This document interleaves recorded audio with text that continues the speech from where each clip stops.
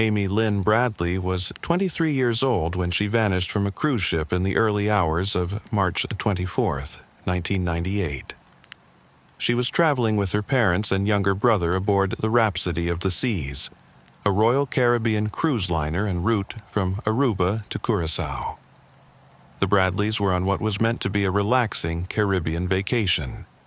The air was warm, the ocean calm, and laughter filled the decks. No one aboard could have imagined the nightmare that would soon unfold. Amy had just graduated from Longwood University in Virginia with a degree in physical education.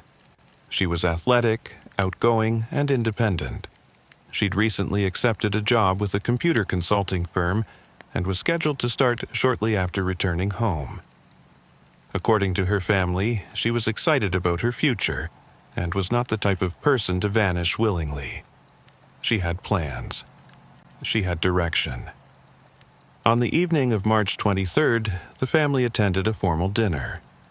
Later that night, Amy and her brother Brad went to the ship's nightclub, where a live band called Blue Orchid performed. Photographs taken that night show Amy dancing and socializing beneath strobing lights and pulsing music. Members of the band, particularly the bass player known as Yellow, were seen talking with her. 3 passengers later reported seeing Amy and Yellow together near an elevator between 5:30 and 5:45 a.m., with one noting he handed her a drink. Brad returned to the cabin around 3:35 a.m., and Amy followed about 5 minutes later, according to room keycard logs. Their father, Ron Bradley, briefly woke up around 5:15 a.m. and saw Amy resting on the balcony. She was smoking a cigarette and appeared relaxed, gazing out over the dark waves as the ship sliced through calm waters. When he woke again, around 6 a.m., Amy was gone. Her shoes and room key were still in the cabin, but her cigarettes and lighter were missing. The sliding door to the balcony was closed.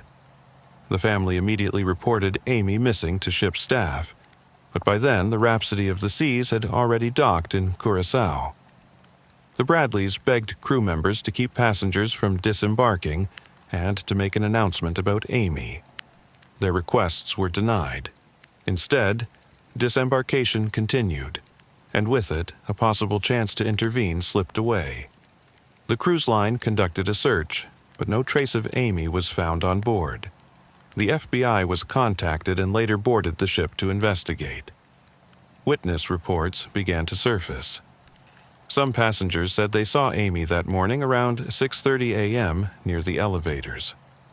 A Canadian man claimed he saw a woman matching Amy's description on a beach in Curaçao days later, accompanied by several men. A diver named David Carmichael later said he saw a woman matching Amy's appearance and tattoos in August 1998 on another Curaçao beach. She appeared distressed and surrounded by men, one of whom looked like the ship's bass player. In early 1999, a U.S. Navy petty officer named William Hefner reported seeing a woman in a Curaçao brothel who said her name was Amy and pleaded for help. Before he could act, she was taken away by men. Hefner only came forward in 2002. The FBI investigated the lead, but never verified it. Back on the ship, Amy had reportedly told her family she felt uneasy around certain crew members. There was a tension beneath the surface, something unspoken. Band member Alistair Douglas, known as Yellow, later told Brad, "I'm sorry about your sister," shortly after Amy disappeared, a comment Brad found deeply suspicious. Douglas submitted to a polygraph and was not charged with any wrongdoing. In 2005, a member of an organization investigating human trafficking sent Amy's family an email containing images of a woman resembling Amy in suggestive poses. The FBI examined the photos but couldn't confirm the identity. The family believed it was her. Adding to their heartbreak, the Bradleys were scammed by a man who posed as a former Army Special Forces officer. He promised to rescue Amy in exchange for over $200,000 in expenses. The man was later arrested and convicted of fraud. In 2010, human remains, including a jawbone, washed ashore in Aruba and were considered in both Amy Bradley's and Natalie Holloway's cases. After testing, they were ruled out for Holloway, and no further testing for Amy was conducted. The FBI continues to offer a $25,000 reward for information. The Bradley family has independently offered up to $250,000 for her safe return. Despite being declared legally dead in 2010, Amy's family continues to search for answers. Her mother has described the feeling of waking up each day with hope, only for it to fade by nightfall.